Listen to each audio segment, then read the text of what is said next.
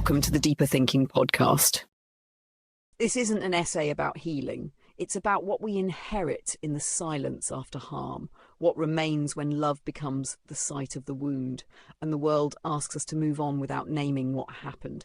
It is about forgiveness not as virtue, but as navigation. Not a resolution, but a reorientation of weight. Forgiveness is not treated here as a moral imperative. It is not a virtue in every case, nor a sign of grace. It is explored instead as a structure of emotional authorship, a way to rearrange memory, reclaim boundaries, and refuse the stories that were written over us without consent. It does not begin with apology. It begins with pressure, with expectation, that we forgive, that we soften, that we do not ask for too much. Some people are more often asked to forgive, quietly, quickly, and at personal cost.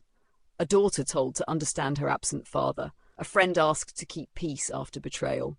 A survivor told that wholeness means letting go. Forgiveness offered under pressure is not liberation. It is survival misnamed. And when love is present, the pressure increases. Love is not always a moral compass. Sometimes it obscures the truth. Sometimes it silences what needs to be named. In those moments, forgiveness must not be inherited from love. It must be chosen apart from it, with clarity, not affection. Forgiveness here is not just a change of heart. It is a change in language. A refusal to misname what broke or soften what scarred. It resists traditions that treat forgiveness as purification rather than as negotiation. In a time when forgiveness is demanded before accountability is offered, this essay asks what it means to move on without erasure. And yet, sometimes forgiveness becomes possible. Not because the pain has passed, but because both people remained to hold its shape. That kind of forgiveness is not surrender, it's authorship shared. This essay moves beside those who refuse to let harm define what love must become. Arendt's severity, Ricoeur's fracture, Butler's boundaries, Wilde's ache, thinkers who wrote not from distance, but from the torn edge of intimacy. It's written for anyone who was asked to stay soft before the wound had closed, by a parent who left, a partner who turned away, a community that named endurance as healing. There is no thesis here, no promise of wholeness, only the decision not to be shaped by injury, and not to pretend that letting go means forgetting what it cost. There are people who believe that letting go means giving in, that to forgive is to concede too much, to allow a memory to be rewritten in someone else's favour. But emotional repair does not require a redrafting of the past. It asks only that we become willing to loosen the grip that pain has taken on our perception of the present. What forgiveness alters is not the moral status of the wrong, but the emotional weight of its echo. We do not forget. We stop rehearsing harm as if it is still happening. Forgiveness is not a clean act. It does not arrive all at once. It must be recommitted to, reaffirmed, repeated, sometimes in silence, sometimes through trembling. Letting go is not a single choice, but a series of internal negotiations, each one closing the loop a little more. In this way, emotional repair is a process, not an achievement. There is no endpoint, only movement away from fixation and toward rest. Anger is not the enemy of forgiveness. It is often its origin. It shows us where we have been violated, what boundary was crossed. But left unattended, anger can become architecture, rigid, permanent, and uninhabitable. Forgiveness is what allows emotion to become fluid again. It is not the end of feeling, but its reintegration.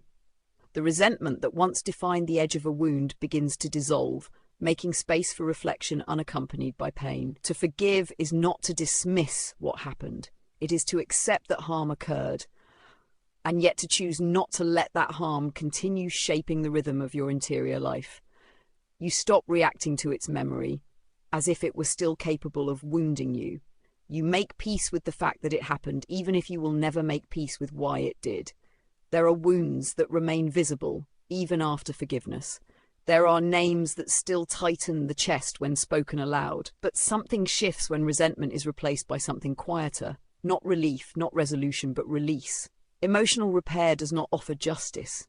It offers reprieve. Some harms live inside us long after the event. Their residue clings to our tone, our reflexes, the way we interpret silence. Forgiveness, then, is not about the person who harmed us. It is about the reordering of our internal landscape. It is about refusing to let the worst thing that happened to us become the defining principle of our emotional life. Sometimes the conversation we needed never takes place. Still, we find ourselves walking toward emotional release, not for their sake, but for our own. We stop returning to the site of the wound with salt on our hands. We allow scarring even if we do not allow return. There is strength in refusing to rehearse pain. There is courage in deciding not to be shaped by harm's architecture. We do not forgive to let others off the hook. We forgive because the hook is in us. Because carrying bitterness long enough becomes indistinguishable from being bitter. Because at some point, self-preservation begins with laying down the burden we never asked to carry. We let go not to forget, but to survive remembering. We let go so that memory can soften. We let go so we can live beside what happened rather than inside it. Justice is often imagined as something sharp, a verdict, a reckoning, a decisive boundary between right and wrong. But when harm enters our lives in intimate ways, when it cuts not just through action but through intention, silence, omission, justice becomes something more diffuse. It becomes not only about punishment, but about how we hold each other accountable, how we name what was done, and how we decide whether to let that name shape our future interactions. Justice and forgiveness are not opposites. They are often co-necessary. One clarifies what happened, the other clarifies who we will become. Accountability does not end when forgiveness begins. Forgiveness, properly understood, does not obstruct justice. It releases resentment without erasing responsibility. To forgive someone does not mean they owe you nothing. It means you are no longer willing to carry the weight of their actions in your body. You may still testify. You may still seek repair. You may still draw lines. Forgiveness simply shifts the emotional valence from vindication to clarity. We often assume that if a victim forgives, the case is closed. But the burden of justice does not fall solely on the one who was wronged. Communities, institutions, and legal systems must also carry that weight. When they don't, when victims are left alone to demand accountability, the call to forgive can become a form of abandonment. True justice means others step in, not step away, when harm occurs. Forgiveness is not a substitute for repair, nor is it a waiver of consequence. It may accompany justice, but it does not replace it. Sometimes justice looks like recompense, sometimes it looks like restraint, sometimes it looks like simply saying publicly and without euphemism what was done. And sometimes the most just thing we can do is not forget. There is room to forgive and still bear witness in court. There is room to forgive and still request legal redress. Emotional clarity and institutional accountability are not mutually exclusive. The desire to move on does not preclude the right to restitution. Justice is not undermined by mercy. It is hollowed out when mercy is used to bypass the need to make things right. Forgiveness does not negate the social contract. In fact, it may highlight its rupture. To forgive within a justice framework is to say, this wound matters, this breach counts, and yet I choose not to let it own me. It is not forgiveness that softens justice. It is forgetting that corrupts it. Sometimes the pursuit of punishment continues even after emotional release. This does not make forgiveness false. It makes justice multidimensional. A victim may no longer hate and still believe accountability is necessary. The law, when it works, is not a vessel of vengeance, but a ritual of recognition. It tells us we are seen and what happened is real. In some cases, the wrongdoer refuses to admit wrongdoing. Still, justice can proceed. Still, forgiveness can be chosen. These two paths are not mutually cancelling. They operate on different registers, one public, one private, one about restoring balance, the other about restoring self. When a survivor forgives without apology, they are not excusing, they are reclaiming authorship. When they testify and still forgive, they are bearing witness to the complexity of moral life. When they seek compensation and still release resentment, they are embodying the fact that justice can be procedural, but repair is personal. Justice and forgiveness must not be forced into rivalry. The deeper challenge is how to let them walk beside each other, one holding truth, the other releasing harm. Together they form the only kind of aftermath that does not repeat what caused the damage to begin with. Forgiveness is not simply a moral act, it is a structural one. Beneath the gestures of apology or release lies a deeper architecture, the way we conceptualize harm, moral failure, relational rupture, and the possibility of repair. The philosophical and ethical structure of forgiveness is not fixed. It bends under context, it expands under reflection, it constrains when misunderstood, and it invites reconsideration of what kind of beings we are when we choose to let go or not. To forgive is to enter a conceptual terrain where definitions blur. We ask, what constitutes wrong? What separates blame from regret? Is remorse a condition or a grace? Can you forgive someone who has done no moral wrong but still left you wounded? These questions do not admit of easy answers. They require that we live with contradiction. They require a moral vocabulary capacious enough for sorrow without guilt, for forgiveness without restoration, for pain that arrives without malice. Some harms defy categorization. A person may hurt you without intending to. They may leave, not betray. They may change in ways you didn't expect. Traditional ethical systems struggle to describe these realities. Forgiveness in these cases begins to point beyond rule-based morality toward a practice of existential acceptance, one that acknowledges what cannot be assigned and yet must still be metabolized. Forgiveness without wrongdoing seems on the surface to be a category error, but lived experience reveals otherwise. People say, I forgive you, not because they've tallied guilt, but because they want to dislodge themselves from a state of being. The moral logic is secondary to the emotional condition. Philosophy must stretch to accommodate this, not to excuse imprecision, but to recognize emotional precision beyond juridical structure. To forgive while still naming the act as wrong is not hypocrisy. It is fidelity to truth. It preserves the clarity of the moral breach while refusing to let it colonize the future. Forgiveness becomes a mode of ethical realism, not naive optimism, but an acknowledgement that the world is fractured and that we must find ways to live in it anyway. Forgiveness without reconciliation is often dismissed as incomplete, but structurally they are distinct. One is internal, the other interpersonal. One is a movement of self, the other requires return. Conflating them distorts both. Philosophical rigor requires we keep them separate, not to diminish the power of reconciliation, but to protect the autonomy of forgiveness. We must also ask, who gets to define forgiveness? Is it the forgiver or the forgiven? In cases where legal action continues or emotional boundaries remain, one party may insist that forgiveness has not truly occurred. But moral experiences are often asymmetrical. The victim may feel they've let go, the wrongdoer may feel indicted still. Both may be right within different frameworks. Forgiveness does not demand emotional amnesia, it demands moral agency. It is not about reprogramming feeling, it is about shifting posture. You stand differently in relation to the memory. You do not collapse under it, you do not armor against it. You make room for it without letting it rule. To forgive is not always virtuous. It can be coerced, performative, premature. Philosophy must account for these failures of form. Not all acts of forgiveness arise from compassion. Some arise from pressure, fear, habit, or trauma. Ethical integrity means distinguishing between forgiveness as liberation and forgiveness as capitulation.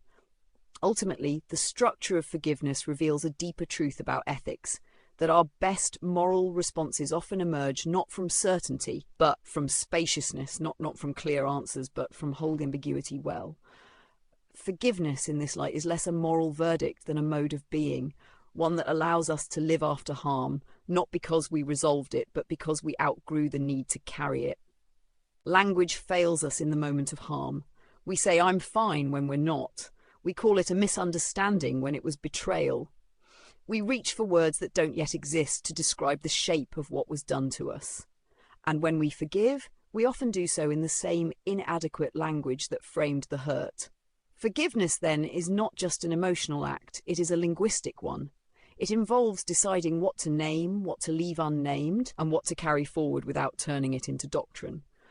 To forgive is to reorganize memory, not by erasing it, but by rearranging its emotional weight. A moment that once triggered rage may, after forgiveness, settle into sorrow. A name that once burned might cool to distance. The memory does not disappear, it becomes less charged. Language follows. The way we speak about the event changes, softens, repositions itself in the story of who we are. Forgiveness without forgetting is not contradiction, it is clarity. It means we retain the fact of what occurred while refusing to remain in orbit around it. Language plays a role here. How we describe the past determines whether we remain inside it. To call something a betrayal versus a misstep, an injury versus a disappointment, a wound versus an event, each framing reshapes the memory. Forgiveness demands careful narrative choices. There is power in refusing euphemism. To forgive well, we must name harm precisely, not to dwell in it, but to move past it honestly. A forgiveness that arrives through avoidance or linguistic minimization cannot hold. Emotional repair begins where accurate language is permitted to enter. We cannot release what we are afraid to say out loud, yet language also limits us. Moral emotions often outpace vocabulary. What do we call the ache that follows unintentional harm? What term captures the desire to reconcile when no one was truly at fault? Philosophical terms like culpability and remorse often flatten nuance. Forgiveness sometimes requires that we speak beyond precision in a more poetic or personal tongue. Silence, too, is a form of language in forgiveness. The decision not to bring something up again, the absence of accusation, the gentler tone, these are expressions of letting go. They are not denials, they are postures. When used well, silence makes space for new meaning. When misused, it conceals unfinished pain. Forgiveness is the difference between the two. Apologies are a form of ritual speech. They encode acknowledgement, regret, and responsibility in compact phrases. I'm sorry, I hurt you, it was wrong. But when no apology comes, forgiveness must find another linguistic route, often internal, sometimes symbolic. We create our own words for the letting go. We invent a grammar of release. Memory resists control. Even after forgiveness, a smell, a sentence, a glance can return us to the scene. But what has changed is the interpretation. We do not believe the past has the same claim on us. This cognitive shift depends on how we've retold the story to ourselves. Language becomes the medium through which we re-mean our own lives. To forgive well is to narrate truthfully, but without letting the wound narrate for us. We give shape to the event in a way that honours it, but does not idolise it. We say, this happened, we say it hurt, and we say it no longer governs me. The ethics of forgiveness include the ethics of naming. There is violence in misnaming harm, in softening its edges for the comfort of others, but there is also violence in never releasing it from speech. Forgiveness is the practice of knowing when to speak, how to speak, and when to let memory sit quietly beside us without being summoned again. Not all forgiveness restores the relationship. Not all healing is visible. There are distances we must maintain to stay whole, and boundaries that forgiveness respects rather than collapses. Relational boundaries are not obstacles to love or repair. They are the structures that protect the possibility of either. To forgive is not to reopen yourself to harm. It is to step out of its shadow without stepping back into its reach. Boundaries allow forgiveness to be clean. When we know what we will no longer tolerate, when we know where the door must remain closed, we can let go without confusion. Forgiveness without boundaries risks becoming permission. It risks inviting repetition. A true letting go includes the knowledge of what you will no longer carry and what you will never again allow. Forgiveness does not imply access. You may forgive someone and still block their number. You may release resentment and still avoid proximity. You may no longer hate them and still never speak again. These are not contradictions. They are the shape of self-respect in the aftermath of rupture. It is possible to forgive someone who refuses to acknowledge the harm. It is possible to do so without ever hearing "I'm sorry." But the absence of apology does not mean the absence of limits. In fact, the lack of remorse may demand firmer boundaries. Forgiveness then becomes a private act, a reclaiming of emotional equilibrium, not an invitation to return. Some people mistake forgiveness for vulnerability. They believe it means being open to the same dynamics, the same risks. But emotional release does not require relational reinvestment.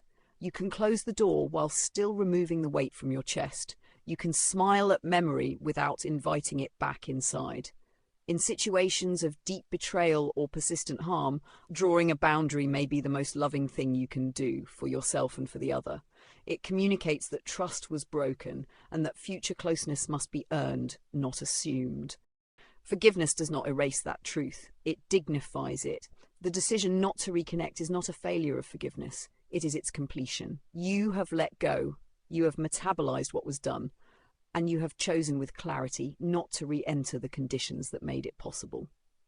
That is not punishment, that is wisdom. In trauma's wake, boundaries protect more than safety. They protect narrative coherence. Without them, forgiveness can become gaslighting of yourself, by yourself. You begin to doubt what happened, to rewrite the past in softer tones for the sake of getting along. But forgiveness does not require forgetting, and healing does not require silence. Relational estrangement is not always a sign of moral breakdown. Sometimes it is the only ethical path forward. Some relationships cannot be reassembled without erasing too much of what you learned. Boundaries allow you to keep the knowledge even as you release the weight. The practice of forgiveness includes the practice of refusal. Refusal to be hurt again. Refusal to allow harm to define your present. Refusal to abandon what you now understand. Boundaries make this refusal clear, not to the other, but to yourself. You forgive so that you may live. You set boundaries so that you may keep living. Some people are more often asked to forgive, quietly, quickly, and at personal cost. Forgiveness offered under pressure is not liberation, it is survival misnamed. Love makes forgiveness harder, not easier. The closer someone is, the more deeply their actions register.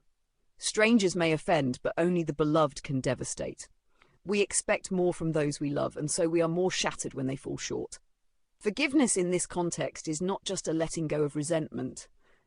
It is a reckoning with what it means to keep loving someone who has injured you, or to stop. There is a particular ache when the person who hurt you is the same person who once made you feel safest. In those cases, the grief is not just over what happened, but over who they were to you. Forgiveness must then contend with both betrayal and memory. It must ask whether it is possible to love someone from a distance, or to love them no longer without bitterness. To forgive within love is to hold two truths, that this person matters and that what they did also matters. It is to refuse erasure in either direction. You do not protect them by denying what happened. You do not protect yourself by denying they once brought you joy. Forgiveness walks the thin line between these poles, steadying both. Sometimes love motivates forgiveness. We want wholeness, not just in ourselves, but in them. We want to see them flourish, to find their way back to what is good. But love is not always enough. If the other will not change, if harm continues, love must sometimes stand back. Forgiveness in such cases is what allows us to release them without abandoning ourselves. There are relationships where forgiveness is only possible once the connection ends. The noise of closeness can drown out clarity, but distance can bring perspective, and in that space, the heart finds new ways to make peace. Not because love disappeared, but because it found a new form, one that no longer depends on contact. Forgiveness can also be withheld in love, not out of cruelty, but out of truth, because what was done has not been acknowledged, because the rupture remains unspoken. To forgive without recognition can feel like giving your silence in place of justice. Sometimes loving someone means waiting to forgive until they are ready to hear it. Self-forgiveness is often the hidden half of emotional repair. We blame ourselves for not seeing the signs, for staying too long, for caring so much, but love is not a mistake. The error lies not in loving, but in believing that love must excuse everything. Forgiveness, then, includes releasing ourselves from the shame of having hoped. When we grieve, we are also forgiving life for not going the way we imagined. Lost futures must be mourned just as much as lost people. The breakup, the estrangement, the child never born, these require a kind of forgiveness too, not toward a person, but toward the shape the world took in their absence. Sometimes we forgive not to rekindle love, but to bury it gently, to say goodbye in a way that honors what was, while accepting what can no longer be. Forgiveness here is elegy, not restoration. It is the final gift we offer to a love that cannot return, but that deserves a soft ending. In the end, forgiveness and love share this. Both require seeing clearly without flinching. Both ask us to hold another person's complexity alongside their failures. And both, when done honestly, return us to ourselves, not as we were before, but as we are now. Bruised, perhaps, but not bitter. Changed, but not closed. Still capable of love, still capable of letting go.